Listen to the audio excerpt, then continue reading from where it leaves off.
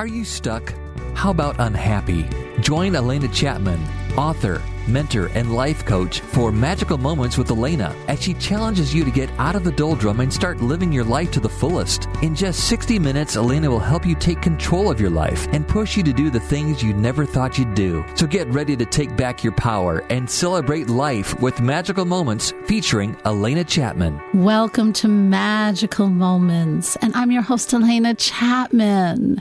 And you know this show, we love, and I love to bring you that ease and that betterment in your life. And you know I'm all about those strategic baby steps, which are actually the ones that make you leap, but you don't know it. Hey, I have a magical nugget for you today. And this one, I have to say, has been floating around in my head all week because I've just come into over and over people not accepting themselves for who they are. What do I mean by that? Okay, this is big. This is a big little nugget. Until we accept where we are in our lives and who we are in our lives, then we really have a hard time growing. It's really a big thing. But you know what? That acceptance. Okay, I'm here. I'm here in this spot right this minute. I'm here with this personality that I seem to have. I'm here, maybe I need to lose a few pounds. Maybe I'm not happy with this, where it is. Maybe this situation here, I didn't deal with the best but I am here. And when you accept yourself in all your glory for where you are in this very moment, then, my dears, you all of a sudden have the total awareness and acknowledgement that there's possibility for growth and change. If we go around always trying to stuff down deep inside who we are at this moment, or the things we're going through at this moment, or the person, the flaws we think we have, or the hurt we feel, or the anxiousness we feel, and we push it down and we put that mask, that stupid mask on for everyone else to see how perfect our life is. We don't have the chance to begin to grow.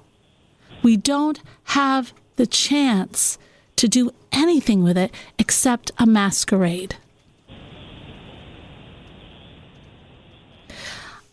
I see people with these masks on every day. That's what brought up this nugget. And it's funny, we all think we're hiding all our little secrets way down deep inside. But it comes out in every action, in every thought, in everything you do. That fear, that insecurity, that I don't like who I am, that feeling of I'm scared, I have to be perfect. All those little things that we want to stuff down. And it still comes out. We just don't know it. We think we're fooling the world. We're not. Take a look at yourself in this moment. Everything that is just happening to you now, everything about yourself. And all of a sudden, maybe one of you will say, maybe it is time for me to start healing. Maybe it is time that I look at this situation and see how it's changing my life. Maybe it is time for me to take a step out and build that confidence I need. Maybe it's time for me just to love this person that I am. That's a giant leap, but I'll tell you what, you should. I think if we viewed this life what it really is, it's a life to experience, to taste, to try, to grow in, to just become more with our learning experiences, decide what we like, what we don't like, what we love, what we just really can't stand. grow from that, then all of a sudden, the pressure is off. Take the pressure off. Start to accept yourself in this moment, in this time lapse, in this very second, for who you are, what you're going through. And then grab a cup of tea, sit down in that chair and think, okay, so where do I want to go from here? Kind of cool, huh? And it's incredibly freeing. Okay. Now, that is one heck of a little nugget, isn't it? All right. So we have a fantastic guest today. And I'll tell you, she is in that place herself. And I think that will be really fun because you'll get to talk to someone who is experiencing life to the fullest right at this moment. Her name is Terry Lynn L. Curry Avery. And she's a PhD. She's a creator of pastology, which, boy, I love that. What is that? It's the cutting edge field that focuses on the synergy between pastoring and psychology. Interesting, isn't it? Yeah, I know. I like it. In her work, both as an ordained minister and as a licensed psychologist, Dr. Curry Avery observed that although religion is a healing balm for some, and it is, sometimes it's an instrument of wounding for others. And I've seen that too.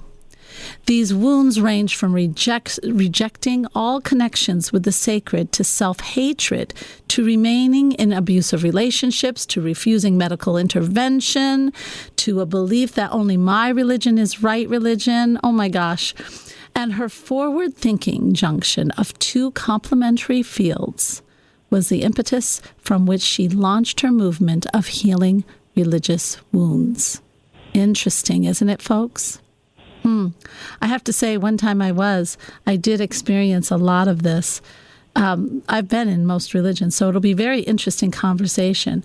I am going to go ahead and just get her right on, and we will talk about the rest of this very wonderful bio that she has. Dr. Avery Curry, hello, hello.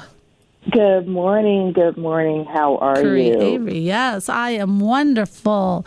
And how are you today? You know, I am doing great. I have to say that I am doing great, as we will get into in the show. Lots of things are unfolding in my life, but we get to choose each moment how we're going to be in the day. Doesn't mean that everything is great, but we get to choose. Am I going to feel good in this moment despite what's going on? Am I going to look to the possibilities that exist for me?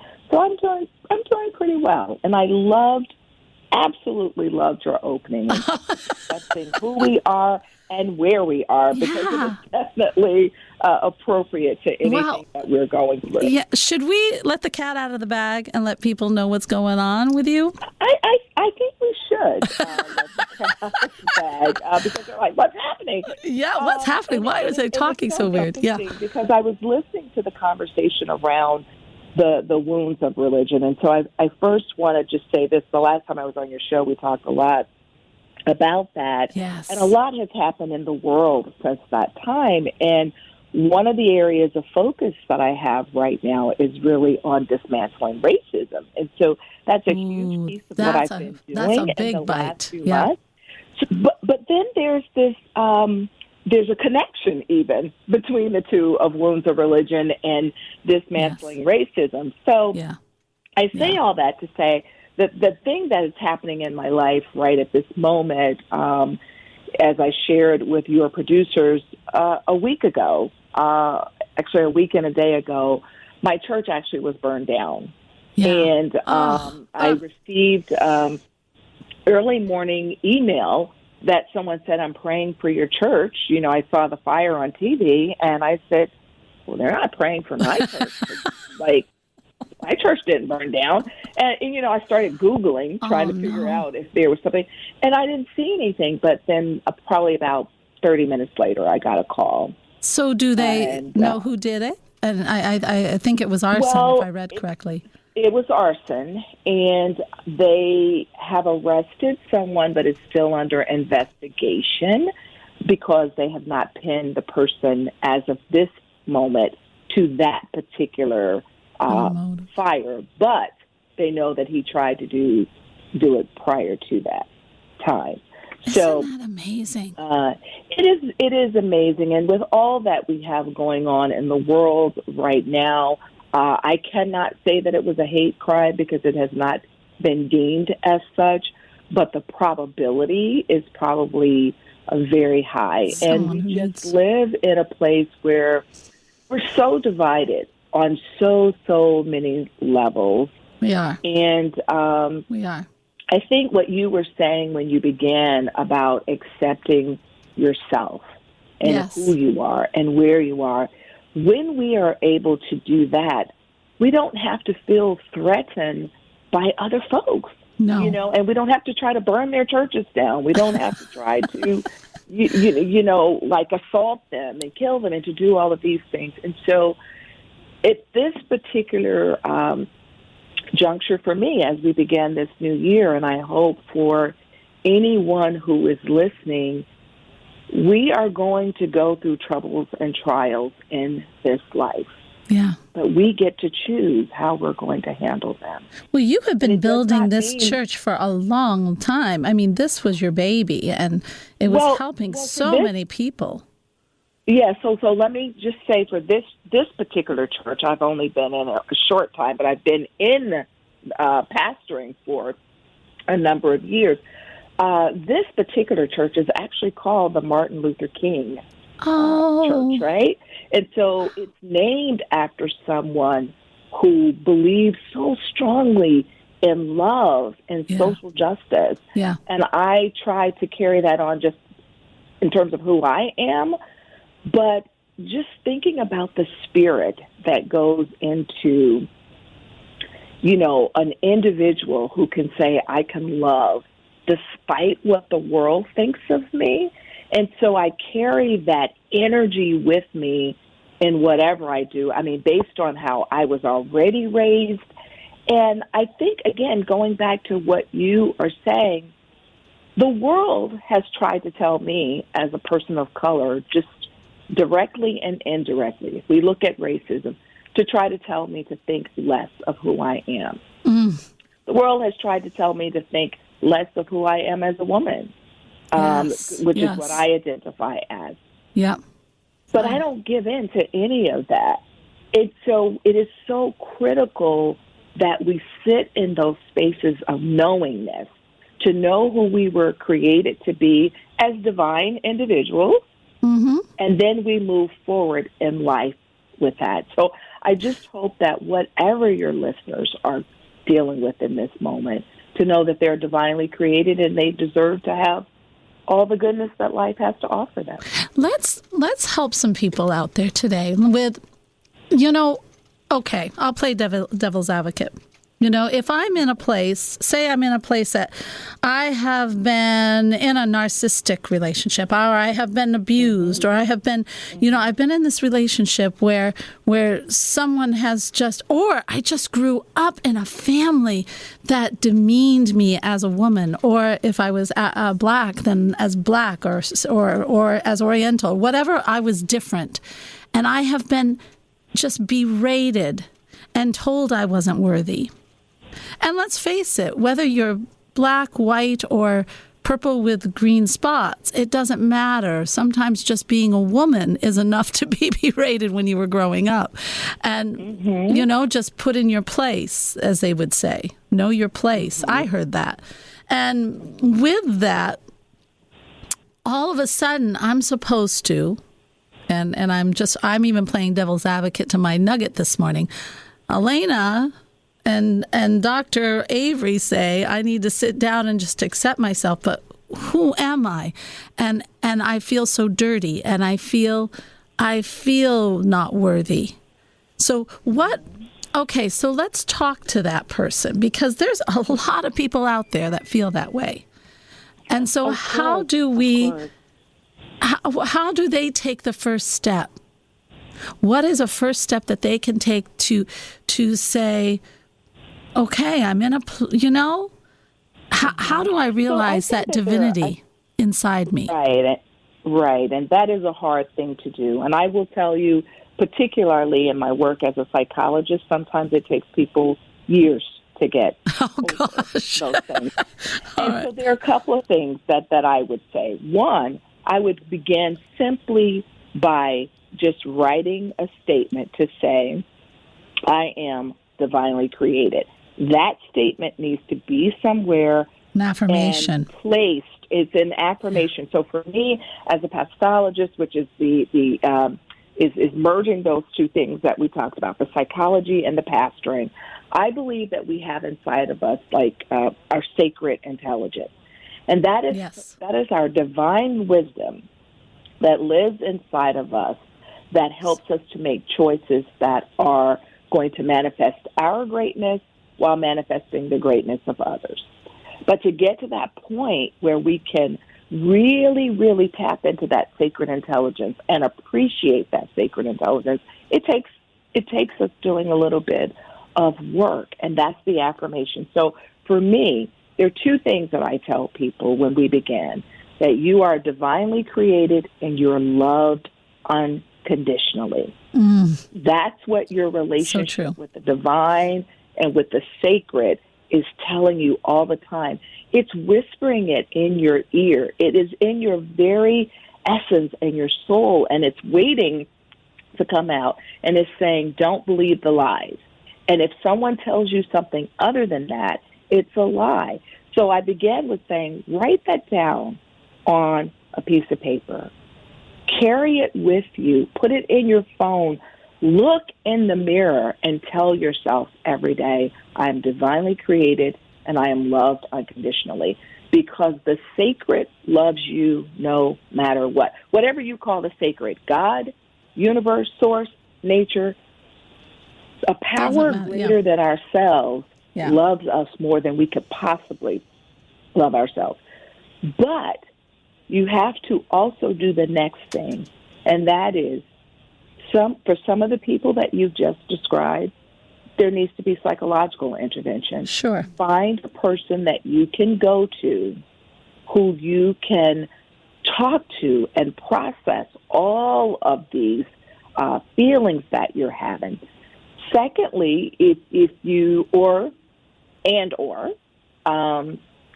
find a spiritual counselor that you would feel comfortable with going to talk to. It could be a meditation guru. It could be anyone who could help you begin to center yourself and understand who you are as a spiritual being. We don't walk this journey alone. No. Even as a pastologist, I have lots of people around me who give me sage advice. People are in my ear as it relates to this church burning down. I know I'm not alone. As it relates to being a woman and being a person of color, so whether you are of African descent, Asian descent, whether you are of Latina descent or Latinx descent, whatever it is, or Latinx, excuse me, whatever it is that people want to other you, you're not an other. You're not an Your other. being is essential. Who you are is essential to you and to those around you. And so in order for your light to begin to shine out into the world, you have to recognize it. And when you do, you will begin to be careful about what you do to other people, what you do to yourself, and what you allow other people to do to you. Nice. And it will give you the courage and confidence to say, particularly if you're in a narcissistic relationship or an abusive relationship, find that little light, that little nugget within yourself that gives you hope. And that will empower you to begin to seek the help that you need. And I always tell people, we have a choice of how we show up. Sometimes that choice may not be one that's going to be paved in gold, but it's a choice nevertheless. We have to look at the situations we're in, and we have to ask ourselves, is my freedom, is my happiness, is my well-being more important for me to be out of this situation than to be in it? And I will pause in just a second, but I want to give you just an example. I've been reading this wonderful book called The Water Dancer, and it's a story that takes place in enslavement time. And what I think about when I'm reading that story of the people who decided that they were going to run to freedom, knowing that they could die in the process, they had to make a choice. Am I going to be free, or am I going to stay here and, run to freedom and maybe die, or am I going to stay here and be enslaved? And so I would say to anybody that's out there in a relationship, in a circumstance, in a job that you hate, whatever it is, choose the thing that will make you free. Yes, I agree. We really do have to. I was thinking when you were saying that, what would I have done way back when? And it's hard to say, although I have a big thing about anything where I feel like I am stuck. I do not like to feel that incredible, horrible feeling of being told I can't do something. Yes. No, I mean, really, seriously. It goes I know. So imagine being a slave. That would be horrid. That you can't do. You're totally, someone else controls you. That's what it is. Every move, what you eat, how you dress, how you behave, whether you can have a family or not. Oh my God, for someone like me, that would be death. So, but I think the thing that's important for us in this conversation is when you grow up in that system, just like you started talking about. Yes. When you grow up having parents, for instance, who demean you, when you grow up thinking that you're less than because of a woman, we all have had those messages. That's what you know from a physical place. And what I am asking people to do is to tap into that spiritual place of knowingness that tells you that you're something other than. And so when I think about it, I love, and I'll use this reference because many people now know who she is, but I've known of her for years, Harriet Tubman. And I think about Harriet Tubman and Sojourner Truth. Each of them, I think, were slaves for about 25 and 30 years. Wow. And that's right. But they knew in their spirit, something in their spirit said, this isn't what I'm supposed to be. God didn't make humans to own other humans.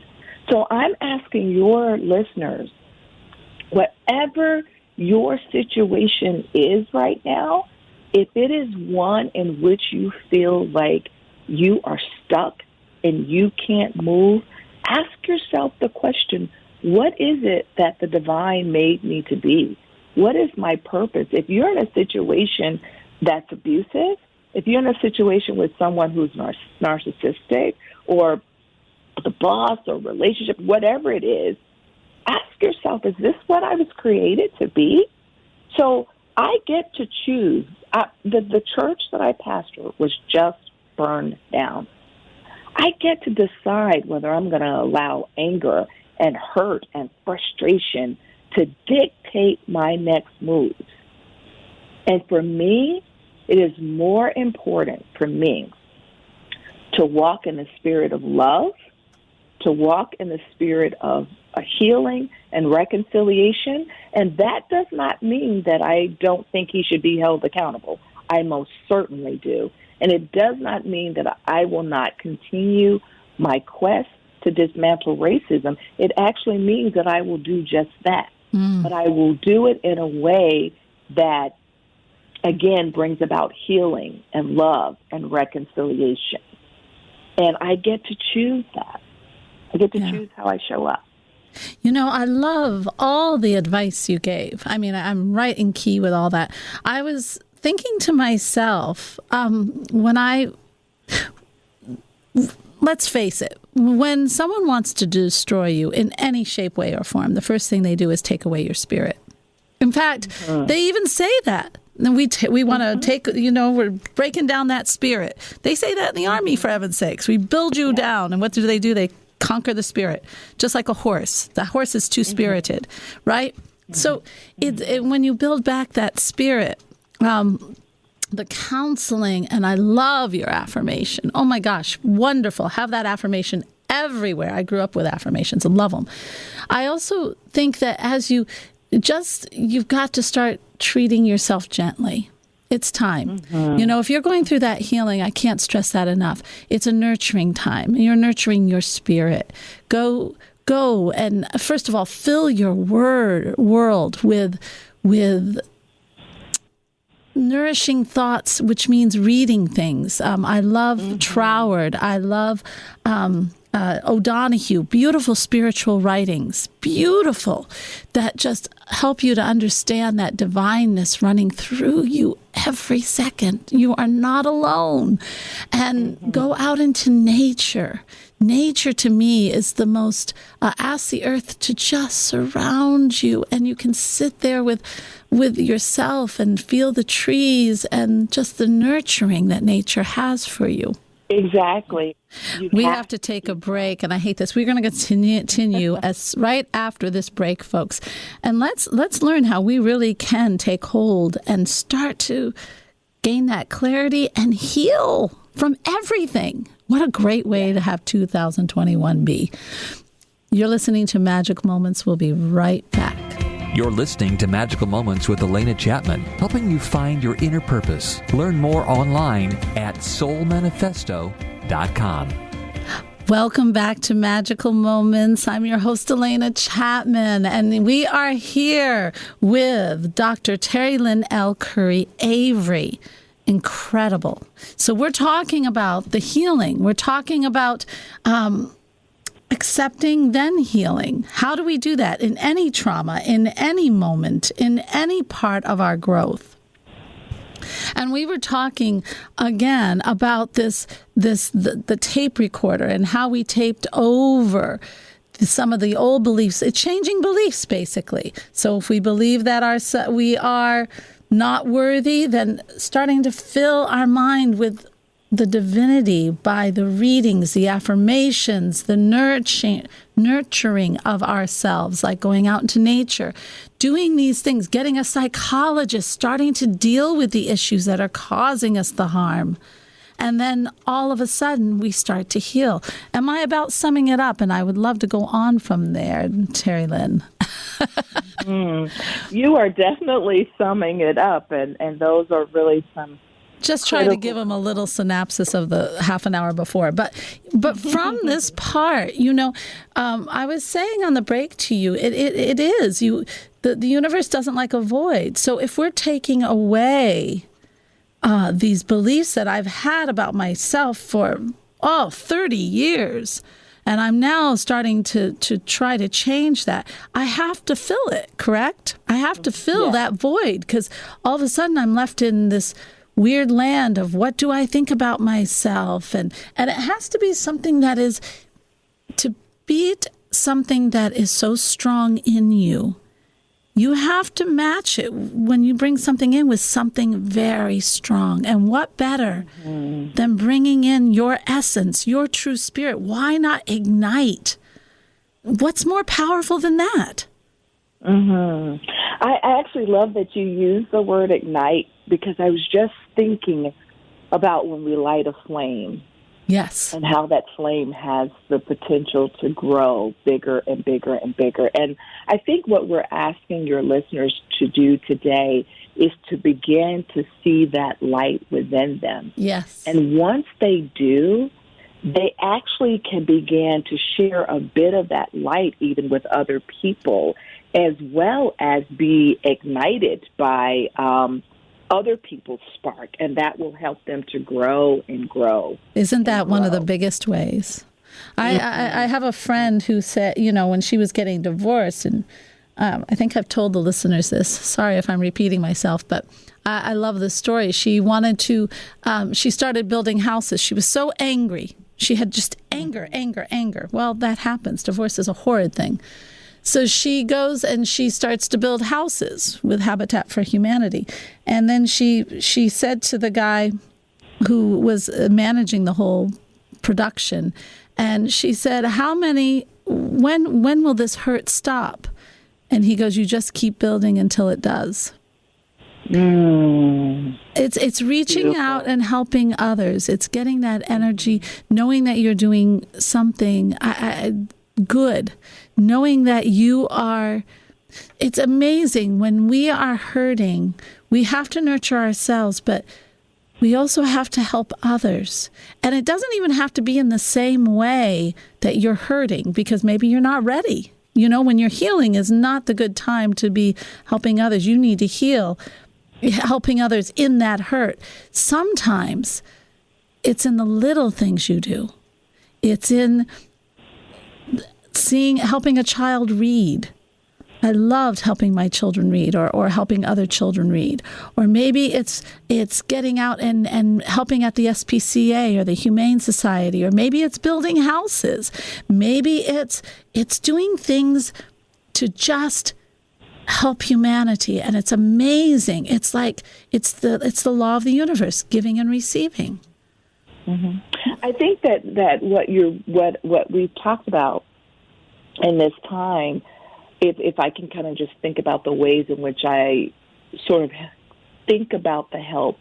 One, we start with that sacred connection, which you and I have talked about in the first part, but also the self-examination part of what we do. So I look at it as sacred, selfish, and shared relationships, right? Right. So the one with the sacred, the one with ourselves, and the one with other people.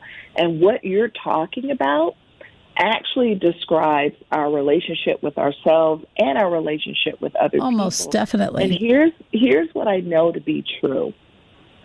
Whatever you are experiencing out there right now, there's someone who's experienced it and is waiting to help you to get through it.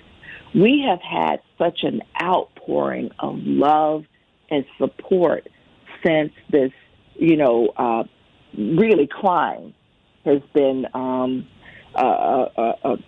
perpetrated on us. I cannot tell you. I even had someone to write me who said, I am not a religious person at all. I don't even know if they believe in God, but they said, I deplore what has happened to you, and I am here to support you in any way I can. So as you're saying, they don't even have to have had the same experience, but they come from a place of love. But then there are people who have had the experience who can give you sage advice. And then I also want to add, sometimes your help comes from someone that you least expect. So for people who are in these horrid situations, you have to know that you are not alone. You see, other people want to make you feel like you're alone. They want to give you that message that you're alone, but that's a lie too. So that when you tap into your sacred divine wisdom, that first relationship that tells you that you're more than, the way will be created for you to find help for what you need. It may not come the very next day, but it will come, and you just have to keep your eyes open so that you recognize it when it comes. You are 100% correct. Don't you find, we have all had tragedy. We have all had, incredible situations beyond belief in our lives, and not always so good. So I think, I'm speaking from my own experience with this. I'm one of the millions. And I'm trying to think, when you were talking, I kind of went back into my mind about, the 2 times in my life that were just pretty bad. And I started to think the angels, I call them angels, the angels that came into my world. Now, I have to say, both times I sat down with my cup of tea and said, okay, this is where I'm at. Do I want to be here? Is this something I want to deal with right now? And I have to deal with it, but how? And I had to make the choice. But it seemed like to me at that point, and I didn't always choose the best way. Let's put it real here. But it was movement forward. I found immediately in the most weirdest ways, angels would fill my life. Mm-hmm. Yes. And or messages. Like when I had my only $200 in my pocket, it was a decision first. It's like the universe or God waits for your decision, because that's our freedom of choice. I can stay in this mess with this $200, and yes, I can be like the homeless woman and be on her doorstep, be her partner in the next day if I want to. But I didn't. I gave her $20 and said, that's not for me. I'm not going to be there, period. Mm-hmm. And it's when you make that decision, but you got to realize where you're at first. That's the acceptance. Mm-hmm. But then you got to say, that's not where I want to be. That's when the universe can help you. That's when the angels will start coming in. That's when your thoughts will come that change everything. That's when the message, everything starts to come into your path once, but you got to make the decision to heal, or you got to make the decision to move forward, or you got to make the decision to act better. That's your power, and it comes with the acceptance. Do you agree or disagree? So you just raised a whole bunch of questions. I did. Oh, isn't that awful? Because what I do want to say is, we know that there are also systems in place. So I think what we're speaking on is the personal power that we have. We recognize that there are often systems in place that also imprison us. So I just want to be clear to say True, that. Of course. I think about, when you mention homeless, I think about those who are impoverished. I think about racism. I think about mass incarceration. I think about ways in which the system can be stacked against us. Oh, sure. Oh, my gosh, yes. But even saying that, with the system stacked against us, we still can make some choices within that will open some doors. It does not mean it will be easy. I don't ever want anyone to think that what we're saying today is going to be easy, but what I am saying is that there have been people who have been in your situation before, whatever it is, and they said, I'm going to make it out of this situation, and they did, because it started with a hope and a belief that it was going to be different for them. And that's what it is, right there. Yes, it's that belief. And it's fostering. It's the fostering that belief. That's the decision. You have a choice of what belief you want to have. I'm going to get out of this. I am going to heal. I am going to look for the angels. I am going to just open myself up to something different. I am going to do what I can to better myself. That's all it takes. But if you... And I want to say, just really quickly, because I'm thinking about the pandemic. Yes. That has been catastrophic. Oh, gosh, yes. On so many ways. And but I just think about, let's just partially from an economic place, if I just speak to that just a little bit. And this is not the same, I know, for everyone out there. But I just think about when the pandemic hit, I know a lot of entrepreneurs who just like, oh my gosh, what are we going to do? What are we going to do? What are we going to do? Yes. And I made a decision when it happened. I said, and so I'm a pastor and an entrepreneur for the listeners out there.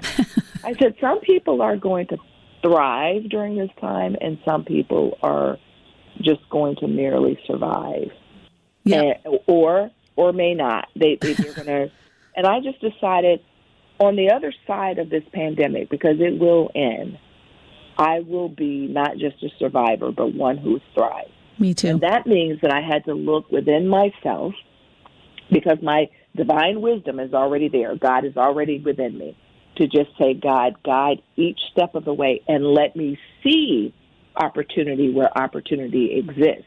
Yes. So you'd have to start with a mindset of, okay, you're going to be okay. Even if you have to struggle some financially, if you have to struggle in some area, it's about knowing that I can wade through these muddy waters of life and still come out okay on the other end. And then I get to determine whether okay is because I have millions of dollars in my pocket, or is okay saying, no, I made it through with some wisdom and some lessons that are going to propel me in the next phase of my life.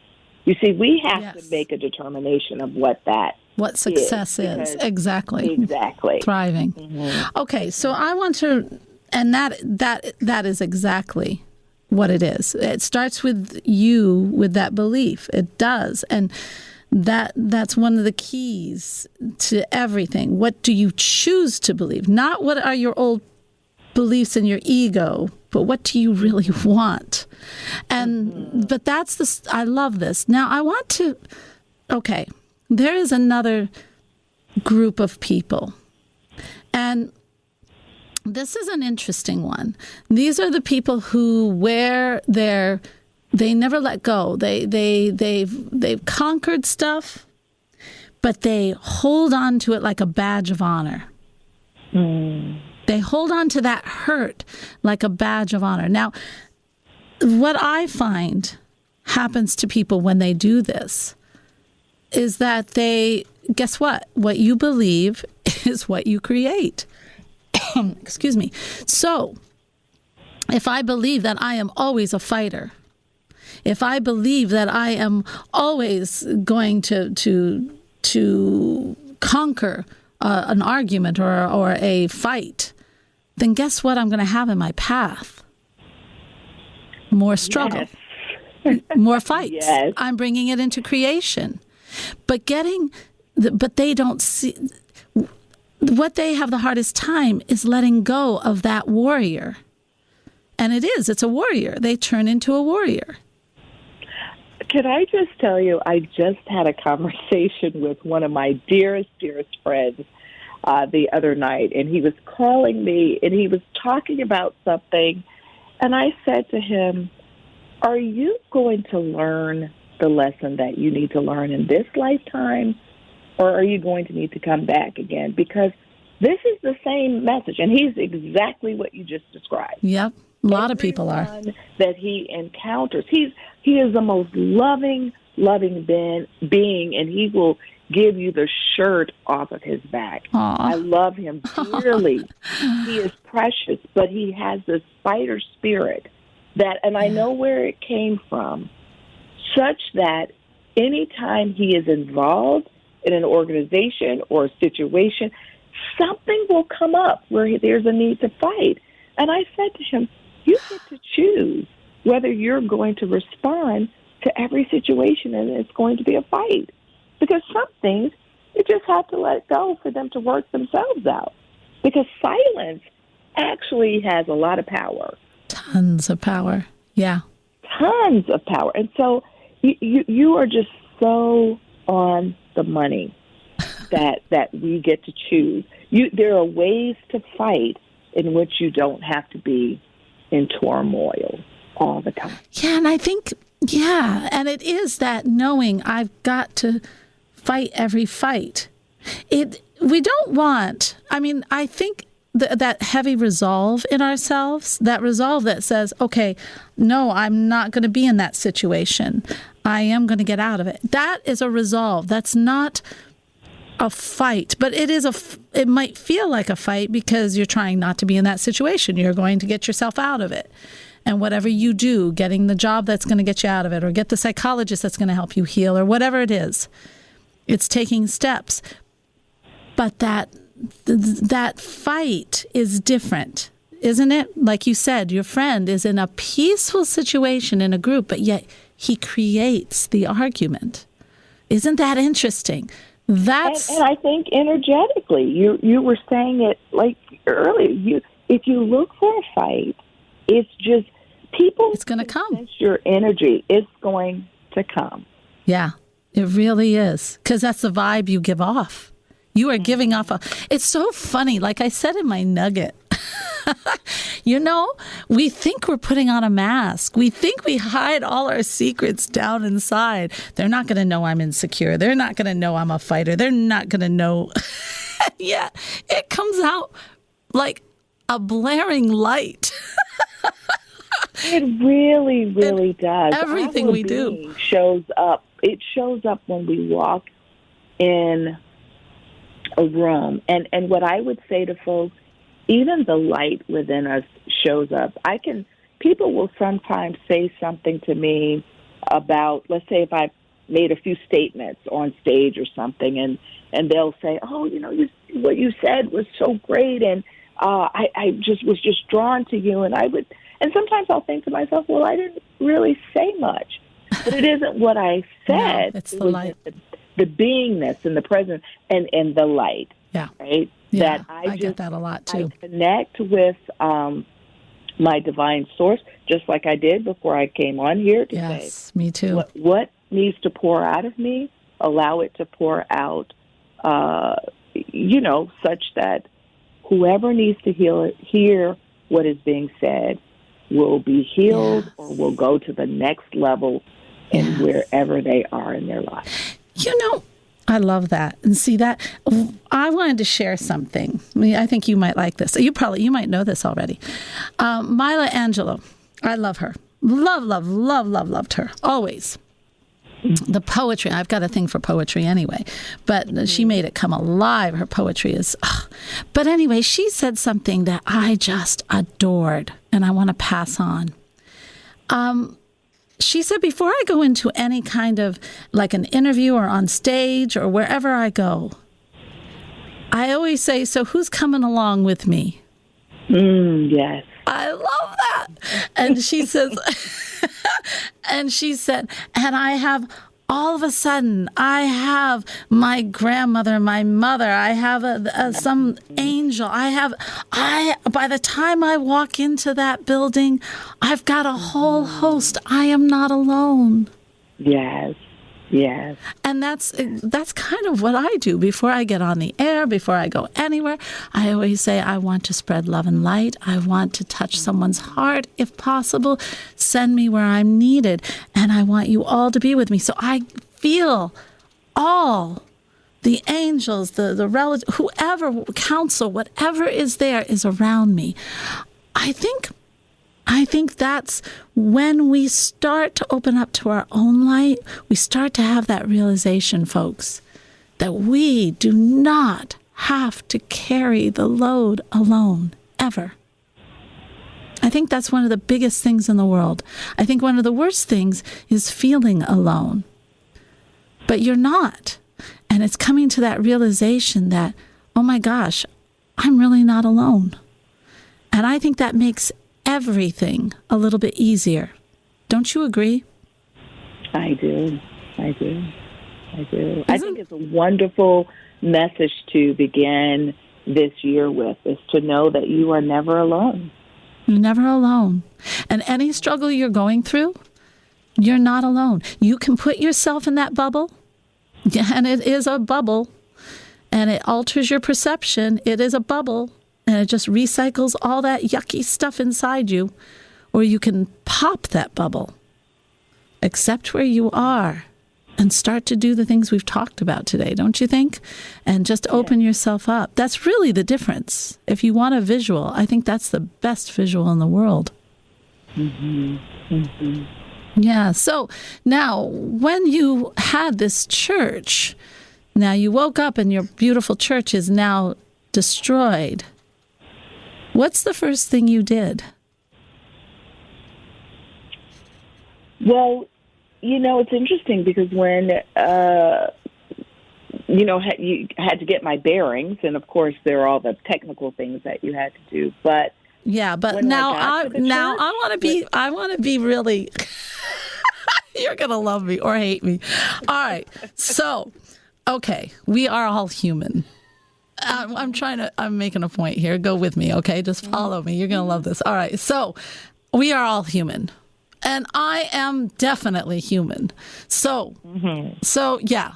And I know how I have my second when I hear something I really, or something really isn't good. And I know, am I all flowers every single minute? And oozing. I have my moments. Do you have your moments? Do you want to throw the phone across the floor? So I will say that there are things that I have my moments about, but when this happened, I go into the mode of, okay, what are my next steps? You went right. Okay, know, I've done that.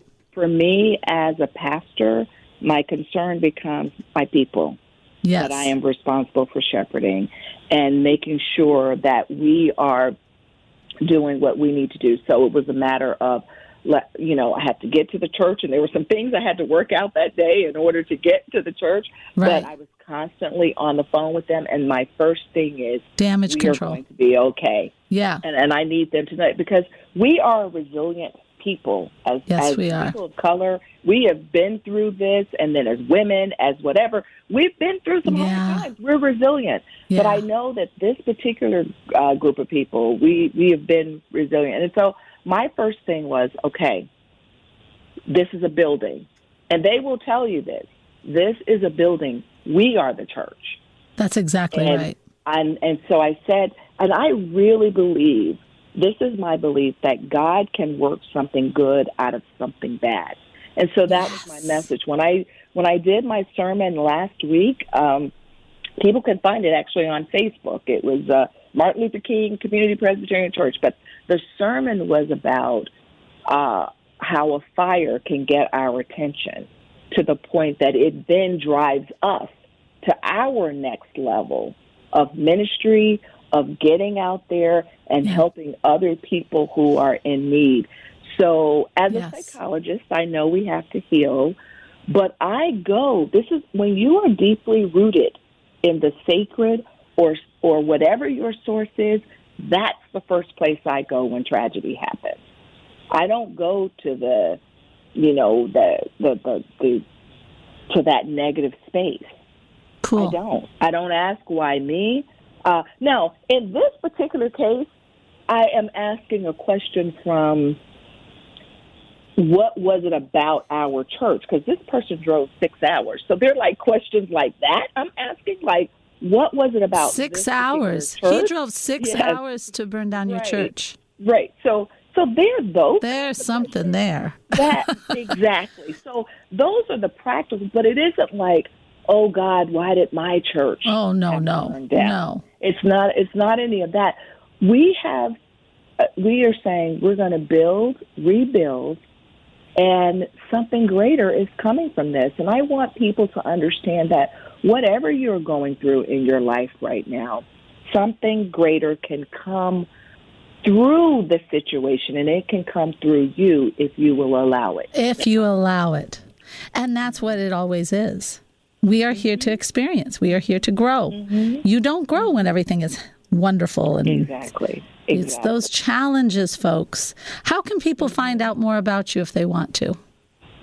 They can go to sacredintelligence.com, and they can learn more about me and all the ways in which I can support them in whatever they're going through if they go there. Awesome. And folks, just to let you know, Soul Manifesto. We are there. Soulmanifesto.com. That is my wonderful, awesome, amazing. I love the people in that group. They are all there. They are wonderful, wonderful support. And I love the ideas. We have many healers. We have people of so many different beliefs, and they all come together in unity to help each other. I love soulmanifesto.com.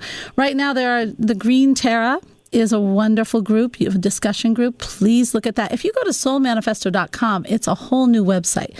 So check it out. Let me know what you think, because I'm pretty excited about it. You know, we even have some really cool jewelry on there. We have that's all spiritual. We have the green Tara. We have, that 7-day to reset your inner core, a set of meditations that you can do every day. And then we have a pilot of The Inevitable You with Elizabeth Gilbert. And that's all about tapping into the creative state of being, so that every time you're in that place that you just want to try to figure a way out, or you're presented with that challenge, wouldn't it be nice to go into the creative state of being instead of into the doubt, worry, and fear? Yes. So check out Soul Manifesto. And as always, Spirit is love. And so when we get all that pollution out of us and can really come from a state of love and be in a state of love, then my gosh, we are filled with Spirit. I love you all. This is Magical Moments, and Namaste.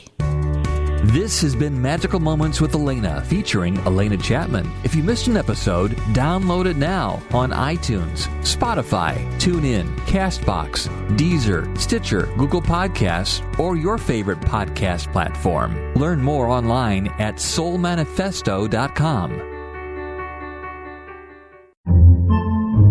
Podcasts by Federated Media.